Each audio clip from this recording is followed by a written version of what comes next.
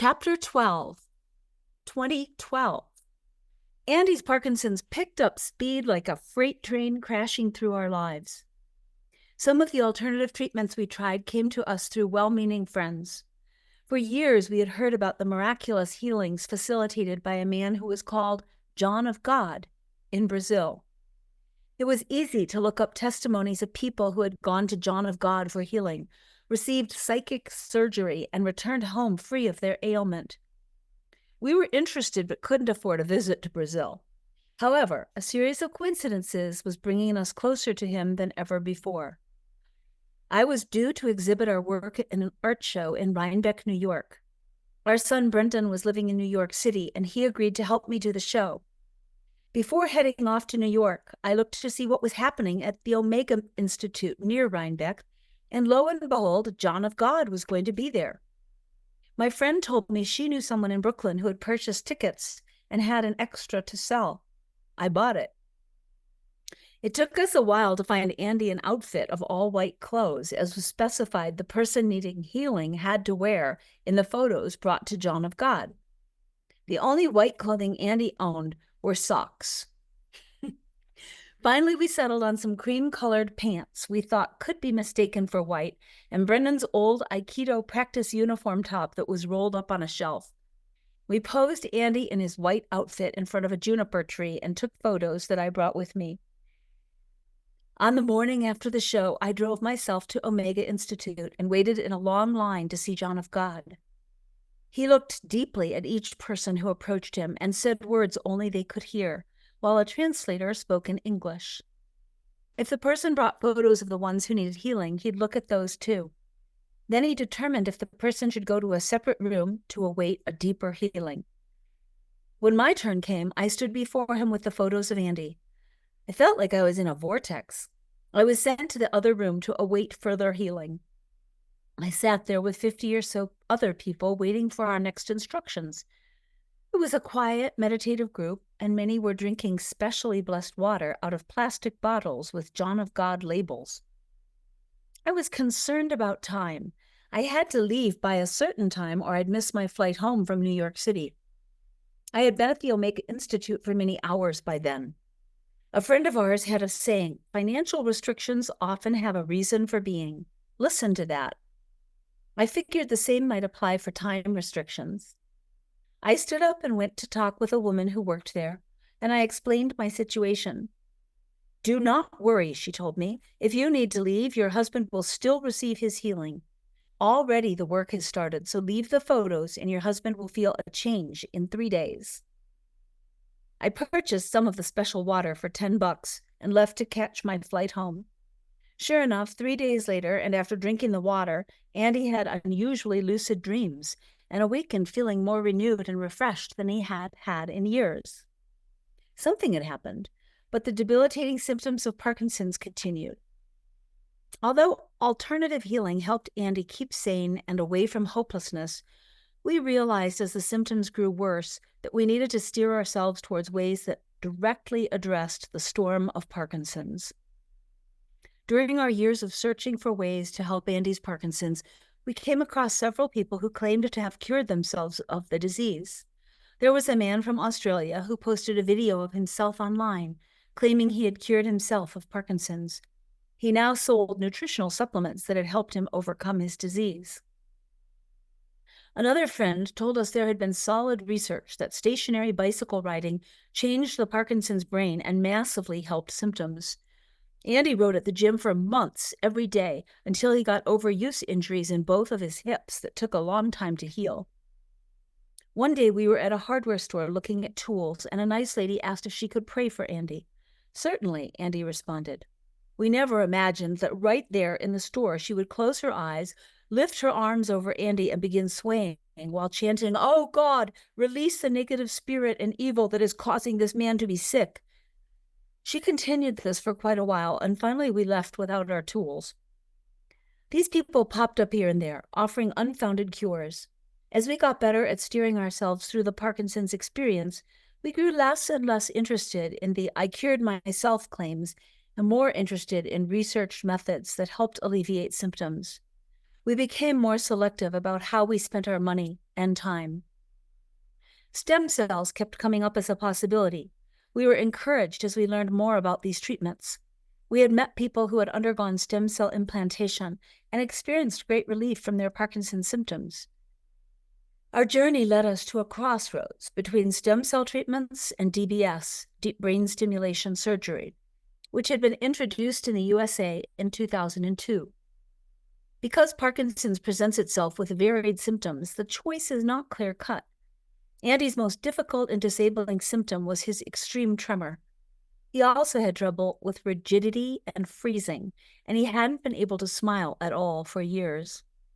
He did not have any balance issues or dementia. Andy's most troubling issues were all addressed with the DBS surgery, which was offered through the VA hospital in our own country and was well researched as well as paid for. It was a one-time surgery, and any positive effects would last for his lifetime. The surgery wouldn't make his Parkinson's go away, but he might have long-term relief from his worst symptoms. Stem cells, on the other hand, required traveling to another country, either China or Mexico, and entailed having treatments that were in the early stages of research. We knew people who had been helped significantly by the stem cell treatments, but they didn't target specific symptoms. It was costly and required repeated treatments. DBS surgery was our best choice. It is so important when embarking on a treatment journey for an incurable disease to be open-minded and discerning. There was nobody to line up choices for us. There were always scam artists who try to take advantage of people in desperate situations. Being open-minded required listening to many people's experiences and looking into treatments from all the abundance of choices we had in our world. I knew people who had used acupuncture to support the success of cancer treatments, Ayurveda for depression and fibromyalgia, and healing prayer for transplant success. John of God documented successful psychic surgical removal of tumors. We were grateful for all the healing Andy had received on our long journey with Parkinson's. In being discerning, we had to listen to our own intuition and to family and friends and people who we were certain wanted what was best for us. Being successful demanded asking hard questions of people presenting some method or idea for us to try. It was possible to query ideas while remaining open. Asking hard questions became a skill I honed. There are many well-meaning people in the world, but being well-meaning doesn't preclude them from potentially causing harm. The fear of falling for false hope could have caused us to close off to alternative healing approaches. Medical doctors often steered us away from alternatives, but we had witnessed Mucuna herbs and stem cell injections relieving Parkinson's symptoms, acupuncture increasing the strength of the patient and the effectiveness of cancer treatment. Healing prayer helped awaken a friend in a coma. Cannabis relieved pain in a friend with chronic back disability. We had read about Norman Cousin's experiences with laughter healing in his ankylosing spondylitis in his book, Anatomy of an Illness. We knew that Nobel Prize-winning scientist Linus Pauling proved the healing effects of large doses of vitamin C. Our experience taught us that, especially when dealing with serious disease, but also in small illnesses, the best choice was to keep open to all possibilities. There was a stronger chance for success when one looked at all the approaches and became one's own health expert. Instead of surrendering healthcare choices to medical experts, we found it best to be the leaders of our own health. Balancing an open-minded approach with the skill of discernment allowed us autonomy within our relationship with Andy's disease. This self-empowerment created peace and strength for us no matter how dire things became. The drugs Andy took for Parkinson's allowed us to live in our house truck instead of paying rent somewhere else. Saving money allowed us to consider building a house where Andy could live long-term with this disease. We began to interview contractors. Eventually, we met a man named John, and his lively energy and creative approach intrigued us. He was experienced and professional, and he had an excitement and a sense of humor we got caught up in. We wanted our project to be filled with good energy, and this guy seemed to have it. He told us the plans we had developed with our architect friend looked great, despite barely looking at them. A builder takes the plan and figures out how to make it real, he said. He didn't seem overly analytical, but he did seem confident. In May 2012, our involvement with our building project was interrupted with the wonderful event of Alana's graduation from Georgetown. She had worked at a restaurant throughout her 2 years there and was going to graduate debt-free. Brennan was able to take time off his job in San Francisco and fly with Andy, who was doing well enough to travel with assistance, to Washington, D.C. I drove there and would return home with Alana. We returned back to Taos to find our building project fully underway. John was capable beyond measure. On our land, we had a small truck camper from many years before that was stored on blocks in a stand of juniper trees. We cleaned and refurbished this little home so Alana would have her own living space. Every day after our building crew left, Andy went to the new structure and spent hours cleaning and organizing the work site.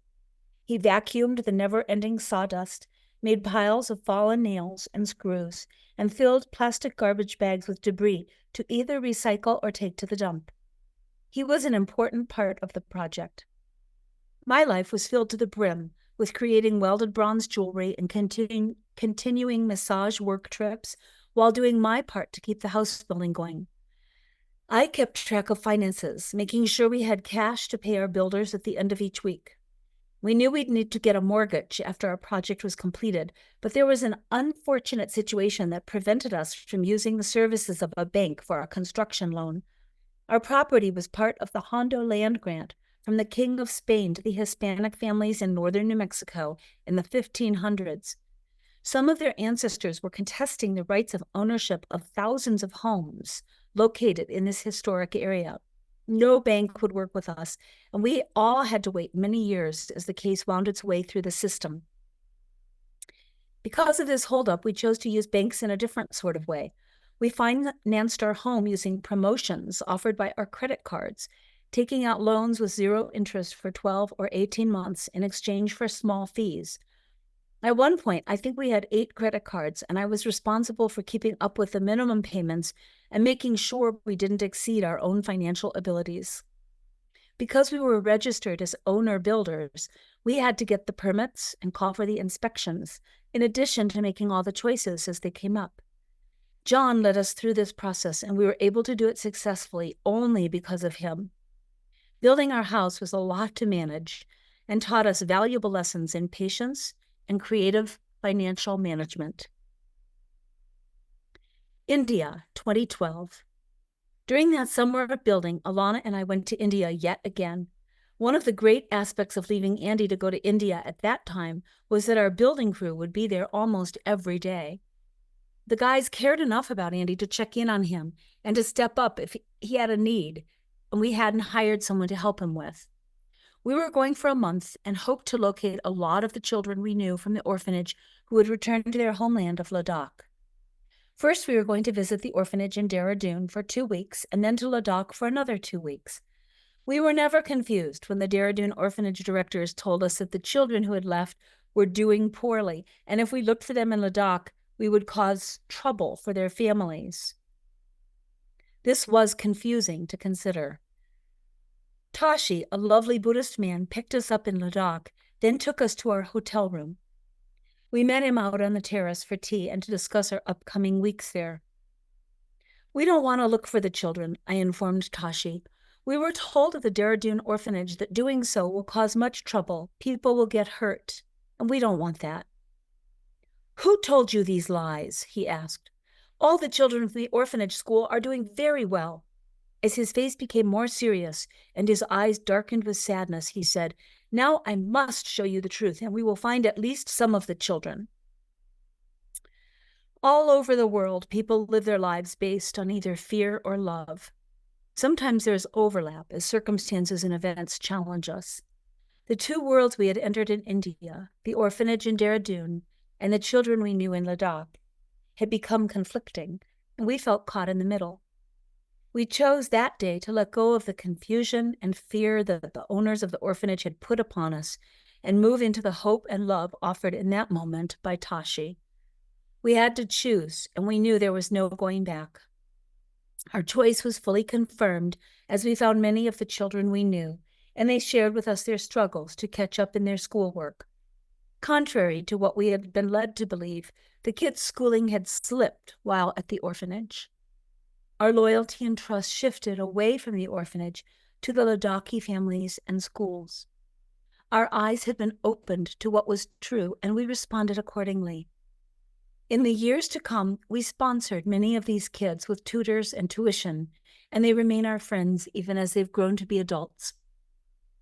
We were changed people as we accepted that the orphanage owners were not honest with us and returned home to our house building project and all the challenges of Andy's health and well-being with a renewed commitment to finding the best ways forward.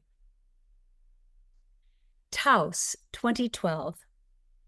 While our house was being built, Andy was deeply involved in watching the Olympic Games. One day, Andy told me about an announcer he was intrigued by, Davis Finney, because he had Parkinson's. One day, Andy called me over to look at 3 male commentators sitting at a table. "Which one do you think has Parkinson's?" he asked me. I studied the screen and I couldn't tell. We ordered Davis's book, The Happiness of Pursuit, and we both read it immediately. Davis Finney outlined how his life had dramatically improved after undergoing DBS, deep brain stimulation, surgery.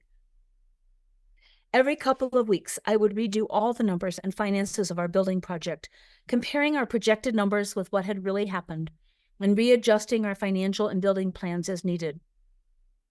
I had started doing this same written process for living with Parkinson's. As I inventoried our present life, I noted that we were in a relatively good place. We had water easily accessible from our well. Our house was being successfully built. Andy was stable in his abilities that were affected positively by the medication, and I could work more and therefore earn more while Alana was here to help her dad. On the downside, our house was costing more than we had originally planned for. Alana was here in Taos only temporarily as she applied for jobs in Washington, D.C. Andy still shook like crazy, and we knew the medication that helped with his other symptoms was not a permanent fix. Over time, his Parkinson's medication would need to be increased to continue having any effect. If he stayed on the medication, it would eventually give him other hard symptoms, and in time, stop giving him any relief. Davis Finney's experiences documented in his book interested us. "But I don't want to have brain surgery," Andy said. We knew the patient had to be awake throughout this surgery. Andy had always been afraid of needles, and this possibility sounded scary to him. I kept on reading and researching online about it, and soon discovered that Davis Finney and his family had started a foundation that offered conventions all over the country. These were called Victory Summits and were designed to help people with Parkinson's live well. I wondered what they recommended. There was a Victory Summit in early November and December in Denver, only a 5-hour drive away, and it was free to attend. My sister and her family lived close to Denver, and I called to see if we could stay with them that weekend. We committed to attending and wondered what would be in store for us.